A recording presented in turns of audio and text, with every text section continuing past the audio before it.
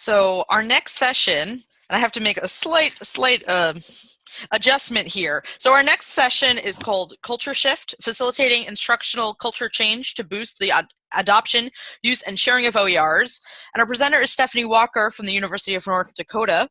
Now, just briefly, Stephanie can't actually join us today. She had a personal emergency. So what she's done is she's sent us a video of her presentation. So we're going to sort of direct all the questions for Stephanie to her email. So on her slide, I've included her email, which is stephanie.walker@library.und.edu. Stephanie Walker is the Dean of Libraries and Information Resources at the University of North Dakota. Previously, she served as the Chief Librarian and Executive Director of Academic Information Technologies at Brooklyn College. She's also been at several other universities, including Harvard, Mount St. Vincent, and University of Toronto. And she's been involved in open access initiatives since 2001. So she's sort of been working on this for a while. So I'm going to switch over to the video. Let me try to get this up.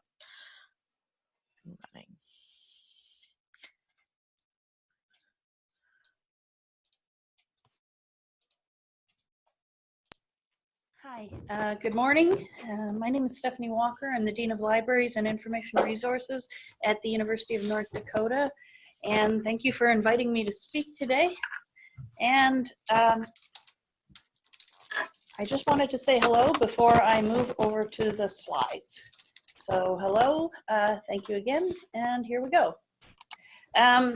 My presentation today is entitled Culture Shift, Facilitating Institutional Culture Change to Boost Adoption, Use, and Sharing of OERs. And I'd like to tell you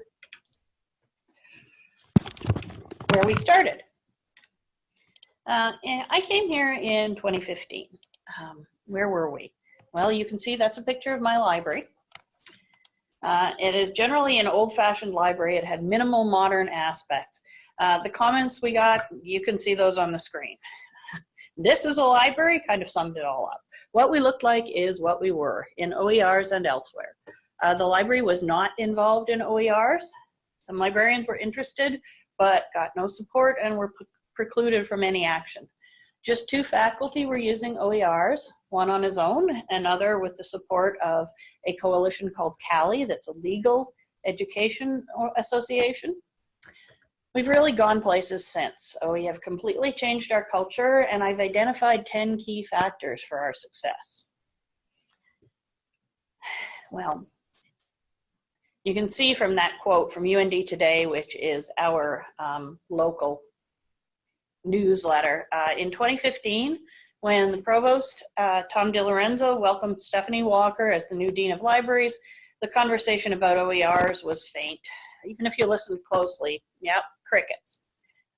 In May 2015, before I arrived, a very respected senior faculty member named Tom Petros, he was also a member of the State Board of Higher Ed, so he was a big deal, is a big deal, just excoriated OERs as a threat to academic freedom at the University Senate. Oh boy, did I have a big job ahead of me. Then there were some early signs of hope. In spring 2015, Dr. Tanya Spilovoy, the North Dakota University System Director of Distance Learning, and NDUS is a coalition of 12 higher education institutions in North Dakota. Tanya made a presentation to the North Dakota legislature about spiraling textbook costs. Our state representative, Tom Beadle, wrote a bill giving $100,000 to NDUS to promote and adopt OERs across the state. In September that year, I started at UND, and I was given a mandate for comprehensive changes, including OERs. In October 2015, my provost introduced me to Dr. Thomasine Heitkamp, a faculty member here who was working for the admin for a while, and he gave us free rein to develop and co-chair a new OERs working group. Both of us, along with several faculty and staff, went to a 2-day summit on OERs organized by Tanya Spilovoy at Valley City State University. And Dr. Dave Ernst and other people from the University of Minnesota's enormous open textbook initiative attended. The faculty who attended were interested and impressed. Thomasine and I started talking about the working group and who we should have on it. That became a very key factor in our success. And as I mentioned, I've identified about 10 factors. One was inclusiveness. We tossed the broadest possible net. Key factor number 2 was the serendipitous grouping of me and Thomasine. I had very deep knowledge of OERs and absolutely no knowledge of UND or North Dakota, no history with UND faculty, no reason for them to believe me on anything.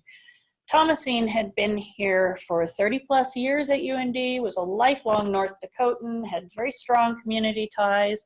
She's a sister of both Heidi Heitkamp, a senator, and radio host Joel Heitkamp, and both of us, though, we had complementary skills and compatible values. We were very deeply committed to helping students succeed and very worried about rising costs. And Thomasine backed me up when I talked about OERs were a good thing, were useful. And Thomasine kind of strong-armed, gently, some faculty into participating. We had our first meeting in November 2015, and we had members from the administration, the faculty, several faculty members actually, staff members, including librarians and instructional designers, students, student government, and other partners. Membership stayed flexible, and Tanya announced the $100,000 fund and invited applications for grants. Key factor number 3 was student and faculty involvement. Get people to be involved themselves and committed, not just the library. And flexibility, key factor number 4. The membership has adapted. Some people dropped off, other people joined in. There was no limit on membership. We go into subcommittees as we need to, and we've partnered with many other groups on several events. In December 2015, we started seeing the first sniff of success. Thomasine and I wrote 2 successful grants from that NDUS money. One was for opening the history of North Dakota, which was to digitize the seminal history of this state.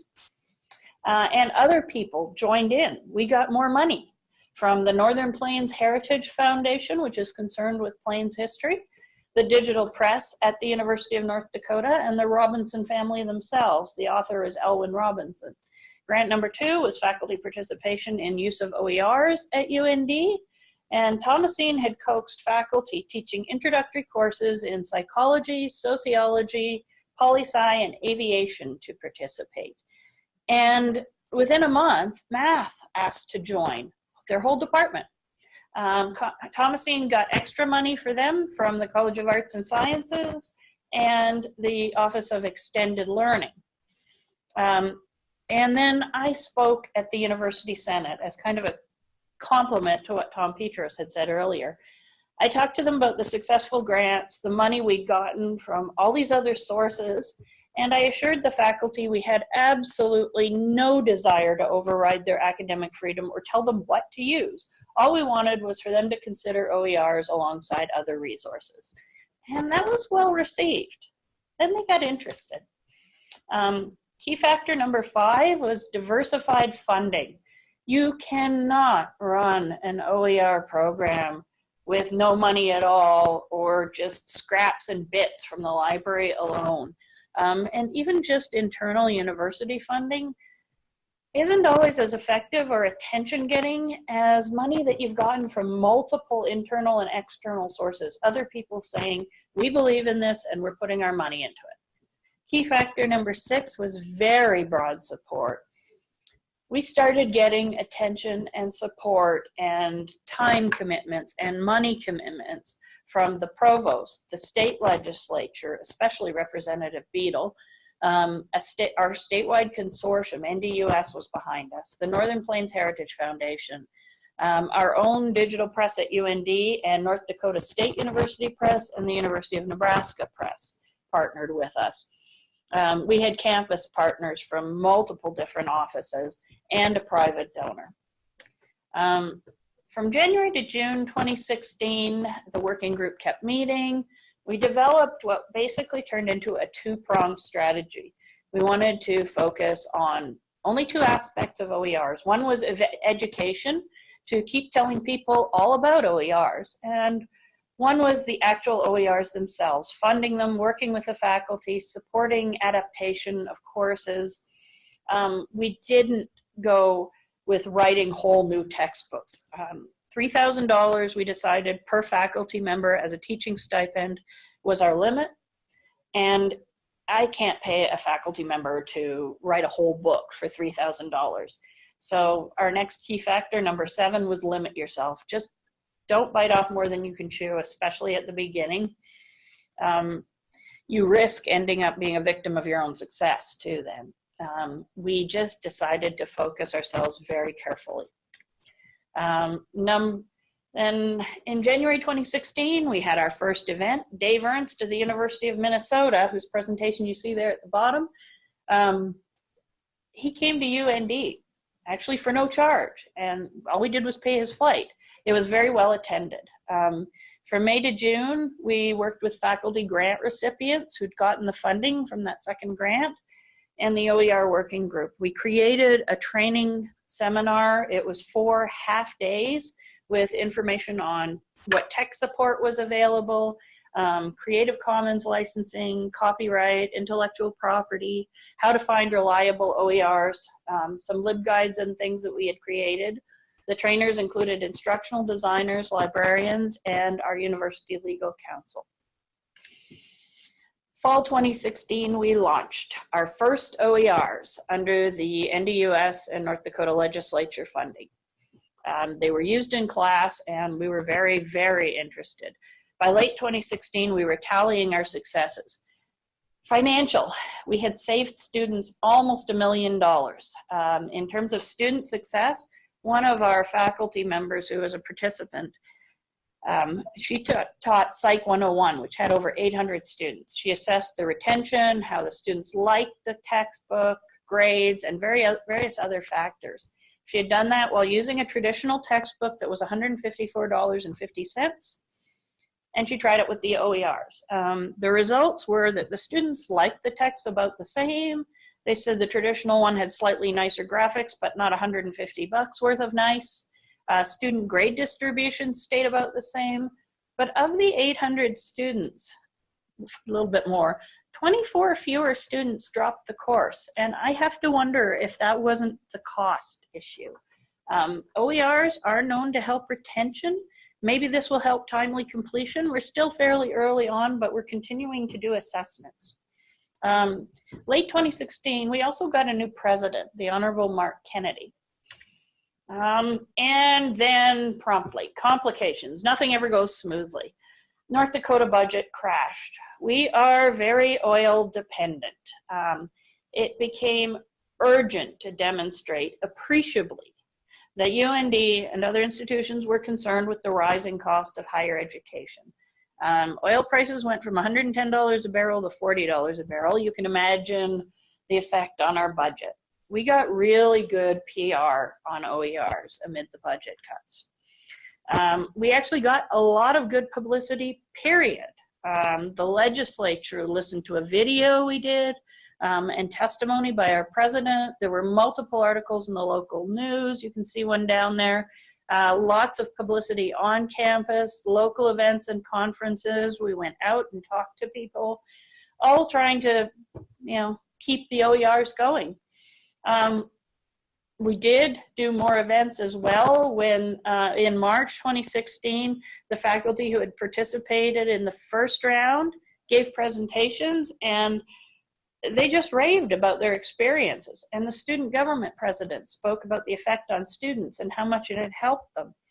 Over 65 people attended, and that proved to be really important, the publicity and the ongoing events. So key factor number 8 was know our audience. Faculty want to hear from faculty, and we'll believe them. Faculty want to hear from students. Students want to hear from other students, and we'll believe them.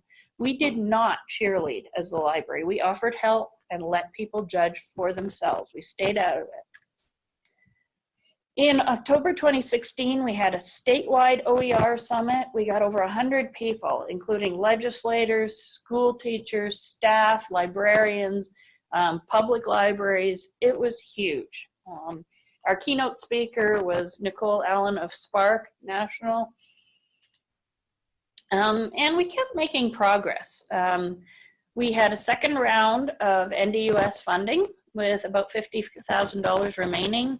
Many faculty were interested, but then they told me, but I'm too busy to write a grant. I didn't want this to die. So I jumped into the breach. I drafted 5 proposals for faculty telling them, I'll write it. Just give me your information. I'll write something. I'll give it to you. You can tell me if it's okay, and then we'll submit it. We submitted 7 proposals. 5 of them were funded. Key factor number 9, be willing to jump into areas you don't think should be your responsibility, like actually writing the grant. We kept going. And we actually got more funding. We got 5 of our 7 proposals funded, as I said, to the tune of about another $50,000. And complications were that we did not get additional government funding in the next legislative session, but they told us to apply for the following one. Now, well, at least that's some hope. Meanwhile, a mature system has been evolving. Our student government, hearing that we didn't get more legislative funding, was very anxious not to let this die. And this is why it had been key to have the president and vice president of student government on our group. They wrote a bill, and I went to the student senate and talked to them. We got $75,000 from student government funding, and it passed unanimously. They were so happy about the money they were making. Well, saving, sorry. April to December 2017, we kept doing events, we did more training, we funded a 3rd round of OERs, and we got a huge response. 14 faculty applied for OERs for their courses. We funded 13 of them. The only one we didn't fund was somebody who'd misunderstood the purpose. Final key factor, very broad adoption. We now have OERs in every single college, including the law school and the med school. Other support has expanded over time. One of our interim president that we had before President Kennedy arrived, Governor Ed Schaefer, and our provost both taught courses at UND and both used OERs. They were putting their money where their mouth was, and that impressed the faculty. We have over time learned what to do and not to do. We've developed frequently asked questions. We've had events. We've learned what gets popular, what is popular, what's not popular. In January 2018, we sent a call for a 4th round of funding. I've started to get some proposals already, though they're not due till February. Student government has remained involved, and they have been pushing the North Dakota legislature and heavily promoting our successes and the return on investment. We have now saved our students $3.7 million as of the end of last year, and I'm expecting to go over 5 soon. Where are we now? We have a mature OER program with pretty stable, wide, broad-based funding. As I mentioned, we've saved students a lot. We are starting to save them around $1 million a year, at least. We are starting to get known elsewhere as a leader in OERs in the Great Plains region, and we're starting to get external publicity in the most unusual places. We showed up as a reference in a report for Colorado OER programs. We got a mention in a Pittsburgh paper. I have no idea why, but that's what happened. And the biggest change has been the culture shift. There is a complete change in attitude. If you remember Dr. Petros, the guy who excoriated OERs at the beginning, well, he's a big fan of ours now. He speaks at many of our events. Some faculty are a little nervous about them, but they don't think it means that it's cutting into their academic freedom anymore. They have questions. We provide answers.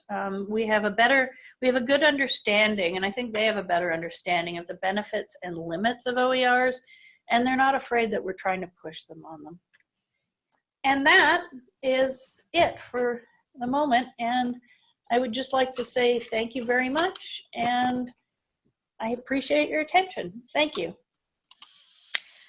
Okay, so I'm going to jump back on here real quick. So I'm just going to remind everyone once again that Stephanie wasn't actually able to join us live today. So I'm going to put her email address in the chat box. It should also be up on the screen right now. She is more than happy to answer any questions. She apologized very profusely. She felt really bad that she couldn't attend today. That's why she had sent the video ahead. But please feel free to email her and ask her any questions. She seems very willing and able to talk about a lot of these things that she brought up in her presentation. And with that, we're actually on to our next thing, which is our lunch break. So our next sessions are going to start at 1 o'clock, and we'll go through until the middle of the afternoon. So please, we hope you come back and join us after lunch. And with that, we'll see everybody at 1 o'clock.